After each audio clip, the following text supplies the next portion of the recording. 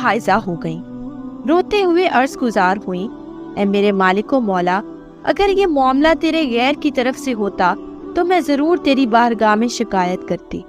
अब जबकि ये सब कुछ तेरी मशीयत से हुआ है तो अब कैसे शिकायत कर सकती हूँ। बस इन्होंने हातिफे गैबी को ये कहते सुना, ऐ राबिया, हमने तेरे सबब तमाम हाजियों का हज कबूल कर लिया और तेरी इस कमी की वजह से इनके नकाइस भी पूरे कर दिए।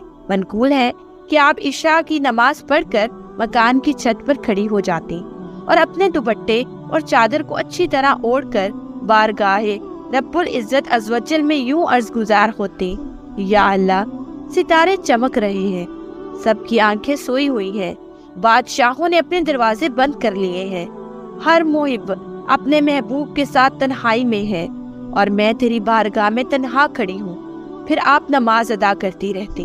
जब सहरी का वक्त होता